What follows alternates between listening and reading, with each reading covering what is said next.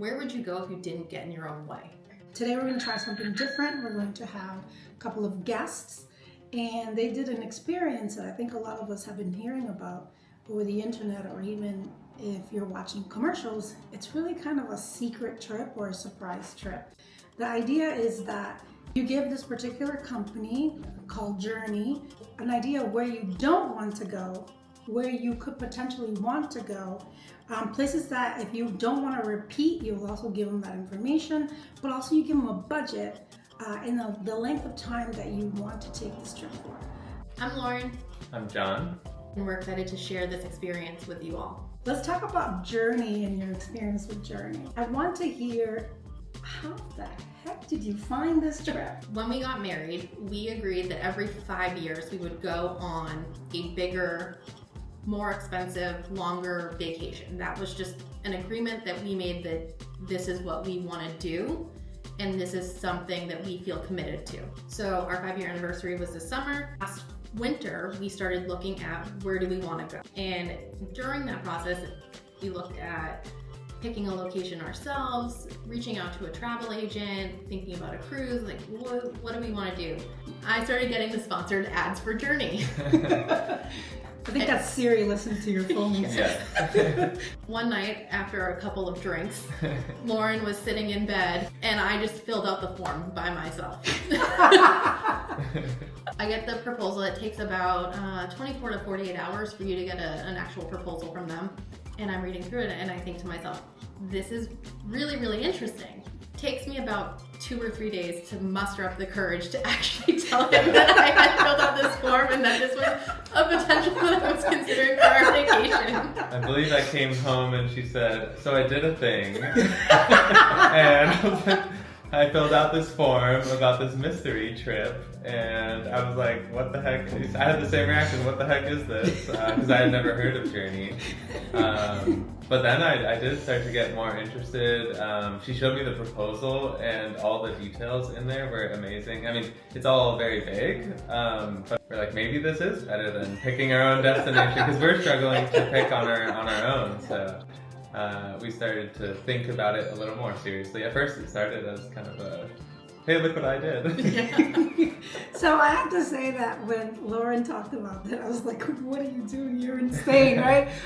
So I'm a type A, if you already know this. And Lauren's a little bit of a type A too. You know, just I'm a little absolutely. bit. So the fact that she did this was really surprised, and I was actually proud of her. So John, she didn't really have to convince you this much. Not really. I think more it was that it was funny because my first reaction was, this sounds fun, but I almost felt like I wasn't part of the process of filling out the form. I was like, what questions did they even ask you? He's like, what did you answer? How did Did you have FOMO? Yeah, I was like, how did we get here to this proposal? So we actually filled out another survey together, and we got a second proposal. I will say that our answers, probably about 90 to 95% the same answers that I did on my own. Yeah. Well, that's perfect. Yeah. So, but I didn't know what she had done, so I didn't trust it. And he didn't know what questions I had been asked or what I answered. Oh my God. So it's funny, we actually ended up going with the original proposal based on Lauren's survey, just after comparing the two. But I think after having seen the questions and then looking at the proposal, it helped me feel confident in the details that they provided, and good opportunity for her not to have to do that and just enjoy the trip. And the fact that she was willing to do that was good. So I think that was the part that he was most surprised about. Not that I had done the survey, but he was like, you're willing okay to give up control and you're okay with this? Yeah.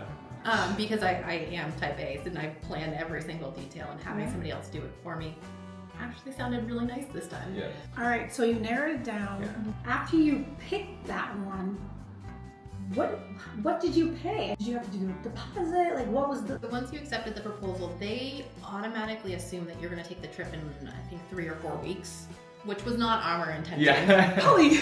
Yeah. That made us very nervous. Wow. But, and we were planning it for the summer, so we were probably much further out. But so. you can use that proposal and switch the dates. Okay. So you have that opportunity, which is what we did. We reviewed the proposal, we reviewed the dates. We knew we wanted to go in September. So we adjusted, and then the price automatically adjusts based on your flight adjustments. You get the final price, and then so you pay it. We paid it on the 1st of every month for the subsequent 3 months. Well, that makes it a little feasible for folks if maybe this is something last minute that you did or when you're tipsy, that you have 1 or 2 or 3 potential months that you can pay for the trip. So that sounds like, I mean, making sure people feel comfortable about how much money they're spending and how they're spending it. At any point, can you back out? I guess we never really researched that very much. I think we had kind of put our fate in their hands at that point. I mean, there were certainly some anxiety around, like, well, where are they going to send us? Even when we started telling people about where we were going, that we were doing this, like, what if you don't like where they send you? Like, yeah, we don't, I guess we never really found out if there are back out options. Yeah. Refunds.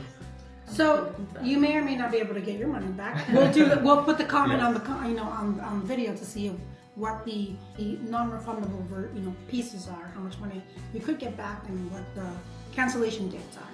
You put the deposit in. You gave some basically strangers off the internet money. How nervous were you? I mean, there's always the fear. You're just giving your money to some random king in a foreign country, and you're never getting the money back. I think you had done some, looked at reviews and some research into the company as a whole. So I think we felt pretty comfortable with as comfortable as you can be with a mystery trip, as far as like giving our money to the company. But there is still like, are they gonna use that money towards the right things that we want, get the right, hotels, food, the right location. So I think there was still some anxiety around that. On the level of like 0 nervousness, 10 like over the top anxiety, where were you until the moment that you discovered what trip you were gonna go on? I feel like the first 3 months when we were making the payments, there was more anxiety there because of the fact that we were, like you said, giving money to a company. More and more committed. Yeah, more and more committed. and you don't know what you're getting. And then that anxiety slowly over the months, it turned into excitement. Yeah. Okay. So by the time we left, there was no anxiety. I mean, there was a little anxiety because you don't know where you're going. But there's, your anxiety level is 1 or 2 and your excitement level is through the roof. Tell us about the pre-trip process, which is the clues that I know that you were super excited about. The clues were pretty big. I mean, I was having trouble guessing where we were going based on them. Some of them were pretty hard to guess, but I think as we started to combine them, you start to get a better picture. So I think each one we got, and then you look, you group them together, and then you start to form a picture of where we might be going. Some of the clues along the way definitely threw me. The Michelin star restaurants and the oldest longest life expectancy felt very much like Japan, but we knew the travel time and that it couldn't be there. So they keep you guessing, they keep you on your toes. And there were definitely times where I was sharing with my coworkers as well, and people start guessing and throwing out different options, and you're like, yeah, it could be that one. So sometimes you gotta get talked into certain guesses as well. But that was a fun part of the process. Yeah.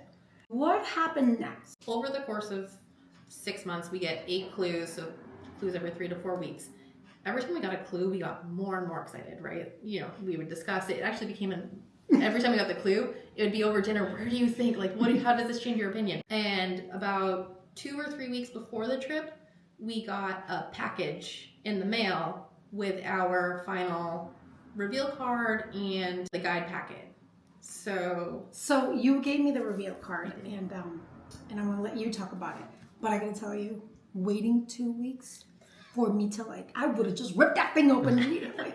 Okay. So this is the reveal card, and then there's a separate packet that has the actual itinerary and the guide, and they tell you to open that second.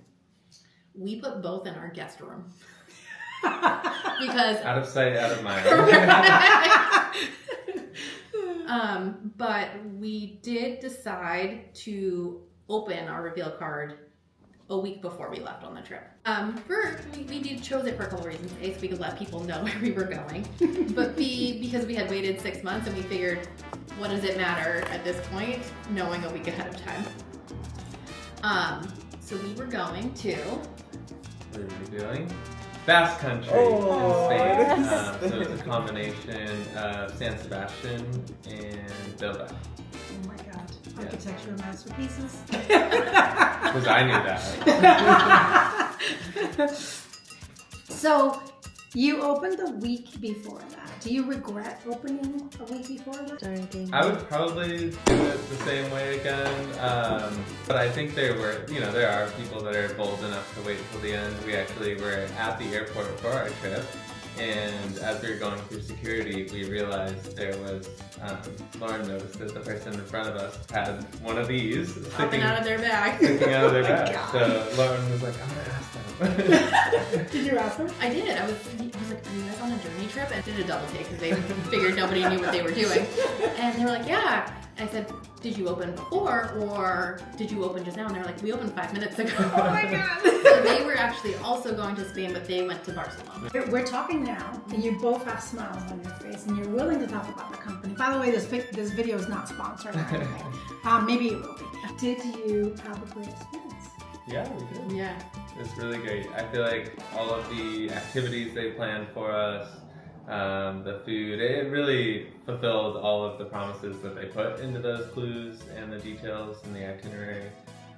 So I thought it was very well planned and well run. I think too, and I don't want to give the itinerary away, they actually asked us not to share our itinerary. So it checked all the boxes of things that we would have planned for ourselves while on vacation. Yeah. There is an itinerary, and Lauren and John are happy to share that this does exist. It's a real itinerary. There's lovely glossy pictures in there. But is there anything on the itinerary or from your experience that you would have changed? It's the airline. Okay. Probably wasn't my favorite airline to travel. Which airline did you take? We took Azores Air, which is part of SATA. Chronically ran 30 to 45 minutes late, which for those of us who are type A is a real struggle. And that actually, we had some delays as well, which it happens. But it also gave us the opportunity to experience Journee for what it's there for, which is that because of our delay, we were going to miss our bus transfer to San Sebastian. So we called them at 6 a.m.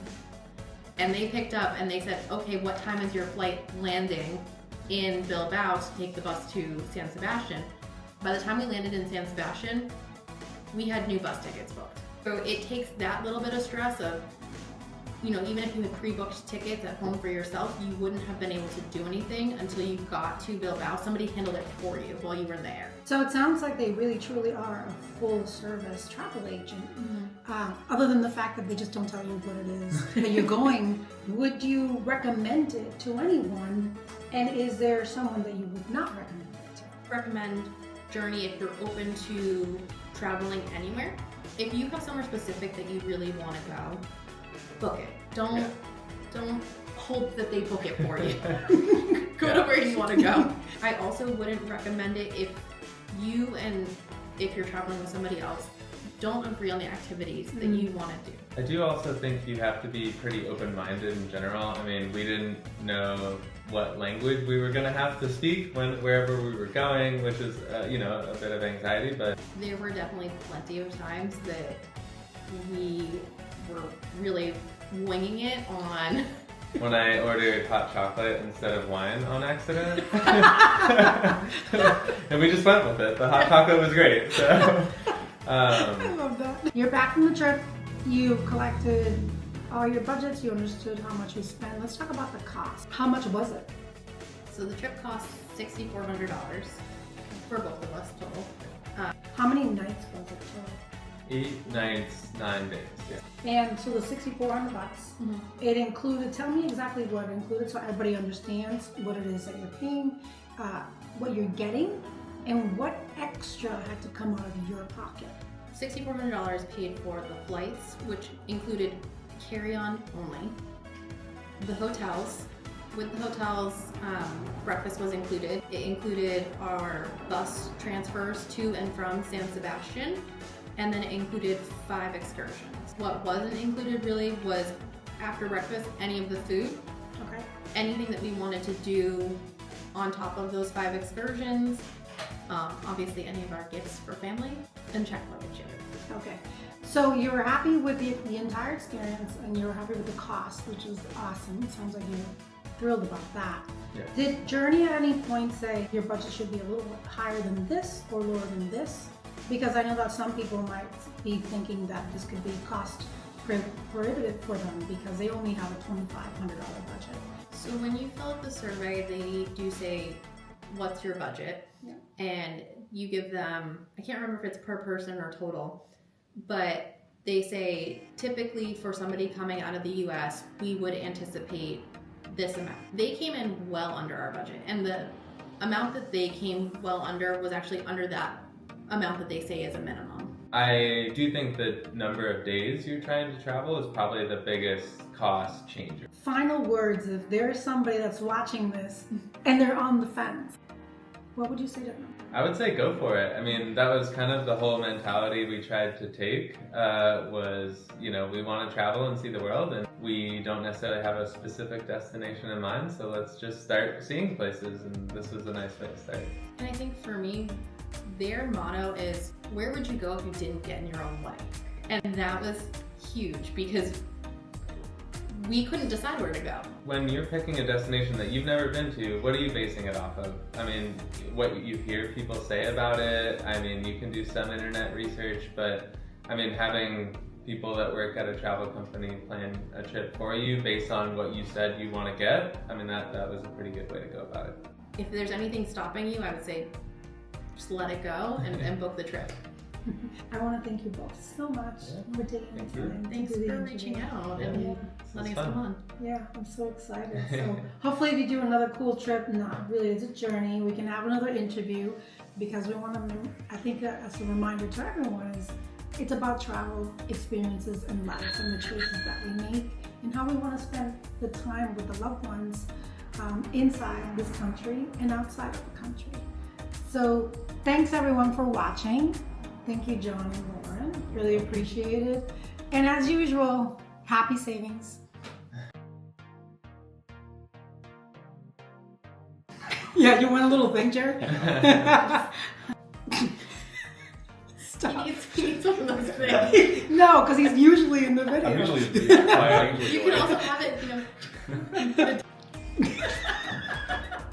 Do you want to come over here so we can do an outtake? Do your little click. I might. Okay.